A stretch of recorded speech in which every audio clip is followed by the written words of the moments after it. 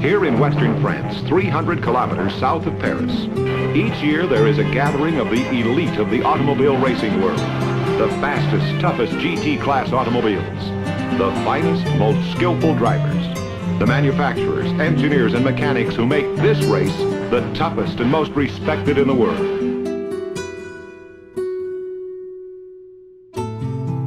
So today we're going to be having a look at this watch called Le Mans 1952, inspired obviously by the race.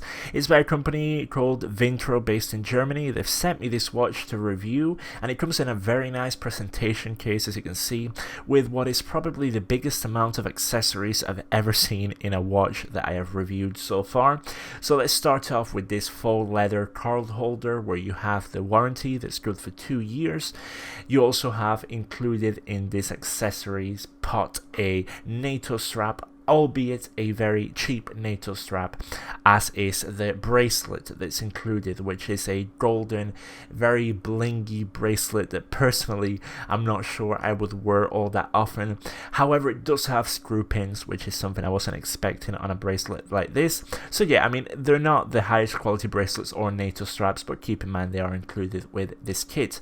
And now you also have this tool to be able to remove the strap or bracelet from the watch, and to be able to obviously remove pins and take out some links to readjust the bracelet size. Very nice tool, very useful. I have a few of these already, however I think this is probably the nicest looking one that I have, so it's always good to get something like this included in a kit. You also have some spare spring bars, including some spare quick release spring bars, which I'm not too sure how you would replace exactly. Maybe you can let me know in the comments. Then you have this little pouch Vintro with what is in my opinion the nicest strap that's included in this accessories kit. It's a genuine leather, mustardy color, brown, very nice, with a quick release a spring bar, and I think this is probably the nicest strap included. Now keep in mind that there are other watches in the same price range, like the Etios Avicii, which literally only came with this carry case and nothing else. So when you keep that in mind, it is quite impressive the amount of accessories you get with this watch. Now the first thing I really like about this watch is obviously how they have managed to make such a coherent and cohesive design on the face of what typically could end up being a overcrowded watch face. I'm not really a fan of chronographs, and I'm particularly not a fan of racing inspired chronographs. However, you could say most of them are, but I think they have managed a very, very good balance in the design that they've gone for here. You can see those applied indices and numerals at the 12 and 6. You can also see that slightly domed sapphire crystal. It's a very nice crystal, very appropriate for this watch. You can also see the crown and pushers with that polished finish, the same polished finish that the whole case has.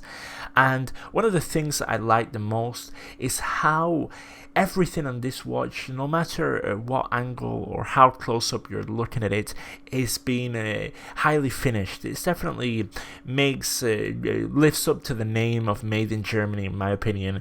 You don't really see that many imperfections, and considering the price, it's currently around 600 euros for this watch, which, keep in mind, is a limited release of 500 pieces for each color scheme. I think that's quite a good quality of finishing that you get with this watch. You can see those applied indices, and you can see how they have kind of a rough treatment. At first I thought it was dirt, then I messaged them and I got confirmation that it's not. It's just being added to give it this vintage look, and I think it does that very, very well. Here you can see that seconds hand to one of the sub dials, and one of my favorite points of the dial are those minute and hour hands, which I think are gorgeous. Sword hands with a highly polished finish, and keep in mind, obviously this doesn't have any lume at all. However, what I have noticed is that if there's just a tiny bit of light in the room when you're looking at the watch, those hands are going to light up, as you can see in these shots, and you're going to be able to see them with no problem. I really, really like the fact that they've gone for these sword hands with a high polish finish. Now at the back is when you get one of the best things this watch has to offer, which is a Seagull ST 1940 movement. This is a very, very nice looking movement. Here you can see the actuation of the chronograph changing from one either activated or stopped, and here you can see close-up shots of the movement. Keep in mind, you would not get this kind of finishing on a movement, a chronograph movement, for a Swiss movement for anywhere near this price. I mean, you're talking of at least having to pay twice as much, and even then I'm not sure you actually could. So the finishing on this movement and the appearance of it is just gorgeous. It looks a lot more expensive than what it is, and Seagull obviously is a well-respected movement, easy to service. Obviously the original's based off the ETA and using the same machinery, so very easy to service. Also, this is a very comfortable watch too. The case accommodates the edges of the wrist as it has that curvature towards the lugs, and it doesn't sit that high on the wrist. It's 15mm high. However, it does play bigger than a 40mm. I don't have any calipers, but it does play like a 41, 42. However, I think it's very comfortable because of how flat those crown and pushers are. In no moment did I have any problems of them sticking into my wrist like I have had with some other chronographs. One of my only complaints is, first of all, that the case back is silver. I know this is a common thing that you have to deal with gold watches, but I really don't like it. I don't understand why is it so hard to have the case back match the color of the case. It just really bugs me.